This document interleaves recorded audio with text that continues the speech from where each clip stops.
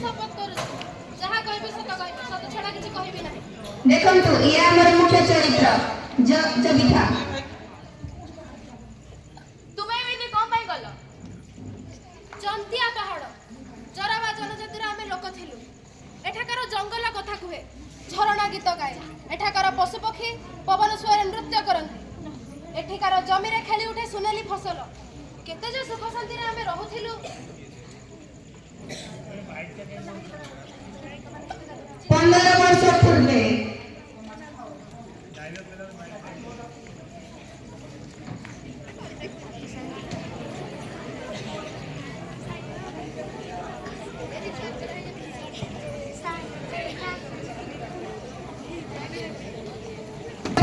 जनजाति मानकर दृश्य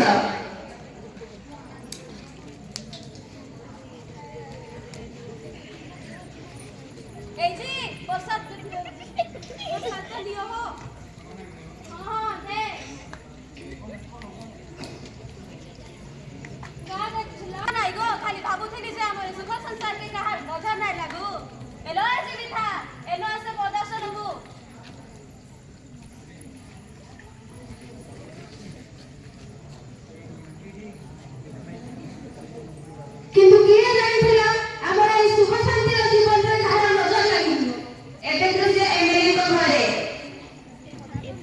नमस्कार एमएलए बाबू नमस्कार शिल्पपति चंद्रशेखर बाबू आपण पुणी मो घरे किछि खास कथा नाही आपणकर खाली गोटे सहाय्य दरकार थिला बस एतिकी कथा मु आपण सहाय्य कले मते कोन लाभ मिलिबो आपण से कथा कोन पई चिंता करूचंती कथाडा तो सुनंतु हां कुहंतु से जो जंतिया पहाड़ तले किछि आदिवासी रहउचंती से जगह रे गोटे इंडस्ट्री खोलियार अछि जगहटा पूरा परफेक्ट आउ लाभर 30% आपणकर बात एतिकी भाबी नियंतु जगहटा पूरा आपणकर बाकी से हैरान हरकत करिवे त आदिवासी लोक गोडा सेमाने तो से नदी से पड़े रहउचंती दुनिया विषय किछि जानि नांती सेमाने को टिके लोभ देखाई देले सेमान तो राजी आ हौ चलंतु टिके माल पके दो जेते लगे आपण नदी पारे बार समय नमस्कार बाबू आपण कुआडे जिवे की से जंतिया पहाड़ तळे रहउथिबा आदिवासी का पाखो को नै चालिलु सेठिकी तो तमे के बेसी लोक जीवास गए करंती ना तते जति कहली सत्य कर बेसी प्रश्न पचार आगे जहा आपण तो इच्छा वर्तमान दृश्य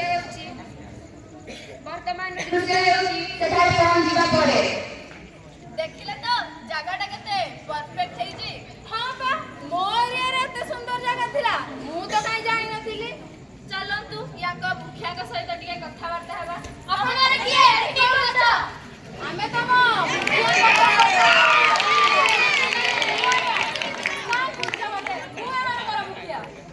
अरे हमको कोई जगहटा दरकार क्या लगे चिंता करंतुनी प्रति घर पिछा आमे लक्ष्य टंका देबु खाली जगहटा जल्दी खाली कर दियंतु ये कोन कहछे बाबू आमे कई वर्ष सुख शांति को आमे कई लाख टका पाई बिकी जाई पारबुनी आउ थरे भलरे भाबी की कहंतु बाबू आमे थरे नाही बोइलु माने नाही हेले आपण थरे चिंता तो करंतु आपण एठु गला परे केते सुख शांति रे रखिबे आपण को छुआ पिला मानकु भल पाठ पढाई पारिबे हमर छुआ माने एठी सुख शांति के अस्ति पाठ भी पढुछि तो आपण हम विषय चिंता करला किछि दरकार नाही हमको जते जे भी चेष्टा करले हमको केही केबे करि पाबे या करे आपण जाई पार हो आमे जाउ वर्तमान दृश्य सेमाने फेरथिबार दृश्य भाई ना सेमाने तो हमको मुहरे नाही कर देले एबे आमे कोन करबा सेमाने को कथा रे जवाब सेमाने को रक्त रे देबे किछि दिन परे हमने फिंगी देले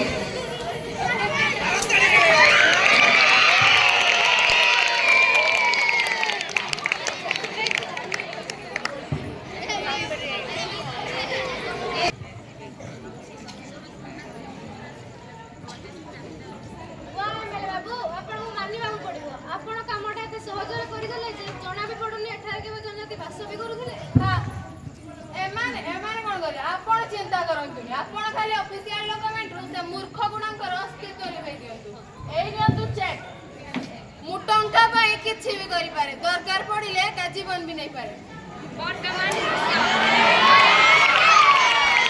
ପୁଣି ଥରେ କୋର୍ଟରେ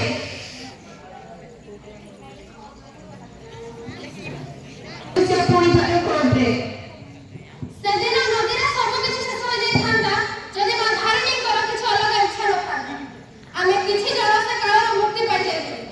ଆଉ ସେବେଠୁ ଜଣୁଛି ଆମ ଭିତରେ ସେଇ ପ୍ରତିଶୋଧ ରଖିଆ, ସେଇ ନିଆଁରେ ଆମକୁ ଏଇ କାଠ ଭଡ଼ାକୁ ଆଣିଛି। ହଁ, ମୁଁ ସେଇ ରାଗରେ ସେ ଏମଏଲଏ ଓ ଶିଳ୍ପପତିର ଶାଖା ପ୍ରଶାଖା ଏବଂ ଏମାନଙ୍କର ଅଭିଳାଷ ବି ମାରିଦେଲି। ଯଦି ଆପଣଙ୍କୁ ମୋତେ ବିଶ୍ୱାସ ହଉନି ତାହେଲେ ପଚାରି ଦିଅନ୍ତୁ ଏମାନଙ୍କୁ, ସେମାନେ ସେଇ ଅକ୍ଷୟ କଥାର ସାକ୍ଷୀ। ଆପଣ ଯଦି ସଦରେ ନ୍ୟାୟର ରାସ୍ତାରେ ଥିଲେ ତାହେଲେ ଆଇନକୁ ହାତକୁ କଣ ପାଇଁ ନେଲେ? ଆପଣଙ୍କୁ ପୋଲିସ ସାହାଯ୍ୟ ଦରକାର ଥିଲା। ମୁଁ ଆଇନକୁ ହାତକୁ ନେଲି ବେଆଇନକୁ କାଟିବା ପାଇଁ। ଆପଣ କୋଉ ପୋଲିସ କଥା କହୁଛନ୍ତି? ଯୋଉ ପୋଲିସ ଏମାନଙ୍କ ପରି ଏମଏଲଏ ଓ ଶିଳ୍ପପତିମାନଙ୍କଠୁ ଲାଞ୍ଚ ନେବା ଦେଶକୁ ବିକି ଦେବା ପାଇଁ ପଛରେ ରହୁଛନ୍ତି, ସେମାନେ ବହୁତ ସାହାଯ୍ୟ କରିଥାନ୍ତେ। ଭୁଲି ଯାଆନ୍ତୁ ପ୍ରଫେସର, ଭୁଲି ଯାଆନ୍ତୁ। ଆପଣ ତାହେଲେ ସେମାନଙ୍କୁ କି ଶାସ୍ତି ଦେବା ପାଇଁ ଚାହୁଁଛନ୍ତି? ମୁଁ ଚାହୁଁଛି ସେମାନଙ୍କ ଠାରୁ ସେମାନଙ୍କ ସିଟିଜେନସିପ୍ ଛଡ଼ାଇ ନିଆଯାଉ। ଆମ ପରି ଏମାନେ ବି ଗୋଟିଏ କଉଡ଼ି, ଟିକେ ଜଳ କି ଟିକେ ଜମିର ପାଆନ୍ତୁ। ଜଜ୍ ସାର୍, ମୁଁ ଯିବି ତାଙ୍କୁ ପ୍ରଶ୍ନ ପଚାରିବା ପାଇଁ ଚାହେଁ। କଣ୍ଟିନ୍ୟୁ। ଆଚ୍ଛା, ଆପଣଙ୍କ ଅଫିସିଆଲ ଯଦି ଜୀବିକା, ତାହେଲେ ଆପଣ ଜଣ ନାରୀଙ୍କ ପାଇଁ ମର୍ଡର କରୁଥିଲେ। ଏ ଜଳ ହେଉଛି ସେଇ ଦୂଷିତ ଜଳ ଯାହା ଆମ ପାଇଁ ଦିନେ ନିର୍ମାଲ୍ୟ ତୁଲ୍ୟ ଥିଲା। ଏ ଜଳ ହେଉଛି ସେଇ ଜଙ୍ଗଲ ଯେଉଁଠି ଦିନେ ପଶୁପକ୍ଷୀମାନଙ୍କର କଳରବ ଶୁଭୁଥିଲା। ଏ ଜଳ ହେଉଛି ସେଇ ଜମି ଯିଏ ଆମ ପେଟ ପୋଷୁଥିଲା, ଯାହାକୁ କି ଏବେ ଆପଣ ଛଡ଼ାଇ ନେଲେ। ଏବେ ଆପଣ ବୁଝିପାରିଲେ ଆମ ଆଦିବାସୀମାନଙ୍କ ପାଇଁ ଏ ଜଳର ମହତ୍ତ୍ୱ କେତେ? ନାଟକ ତ ଏବେ ସରିଗଲା, ହେଲେ ଏବେ ବି ଆମ ଦେଶରେ ଏପରି ଏମଏଲଏ ଓ ଶିଳ୍ପପତି ମାନେ ଅଛନ୍ତି ଯେଉଁମାନେ ନିଜର ଲୋଭ ପାଇଁ ଆଦିବାସୀମାନଙ୍କର ଶୋଷଣ କରିବାରେ ଲାଗିଛନ୍ତି। ସେମାନଙ୍କ ଜୀବନ ପର୍ଯ୍ୟନ୍ତ ନେବା ପାଇଁ ପଛଘୁଞ୍ଚା ଦେଉନାହାନ୍ତି। ଆଉ ଏଥିପାଇଁ ଆମର ଆଦିବାସୀମାନେ ଲୋପ ପାଇବାରେ ଲାଗିଛନ୍ତି। ଆପଣମାନେ ଇତିହାସରେ ପଢୁଥିବେ, ଆଜିକା ସମୟରେ ଆଉ ପୂର୍ବ ସମୟ ଅପେକ୍ଷା କେତେ ଯେ କମ୍ ଆଦିବାସୀମାନେ ବାସ କରୁଛନ୍ତି, ଆଉ ସେମାନେ ବହୁତ ଆଇସୋଲେଟେଡ୍ ହେଇକି ଅଛନ୍ତି। ଏଣୁ ଆମମାନଙ୍କର ପ୍ରଥମ କର୍ତ୍ତବ୍ୟ ହେଉଛି ସେମାନଙ୍କୁ ସୁରକ୍ଷା ଦେବା, ଅନ୍ୟାୟ ବିରୁଦ୍ଧରେ ଲଢ଼ିବା, ତାଙ୍କର ସଂସ୍କୃତି ଓ ପରମ୍ପରାକୁ ଆମକୁ ଆଗକୁ ଆଣିବାକୁ ପଡ଼ିବ। ଆଉ ଶେଷରେ ଏତିକି କହିବି, ସେମାନଙ୍କୁ ଦୟା ନୁହେଁ, ଖାଲି ଟିକେ ମଣିଷ ଉପରେ ଇଜ୍ଜତ ଦେବେ ଆଉ ସମ୍ମାନ ଦେବେ, ତେବେ ଯାଇ ଆମର ଦେଶର ଉନ୍ନତି ହୋଇପାରିବ। ଧନ୍ୟବାଦ। ଆଶା କରୁଛି ଆପଣଙ୍କର ଅବଶିଷ୍ଟ ଦିନଟି ଶୁଭମୟ ତଥା ମଙ୍ଗଳମୟ ହେଉ।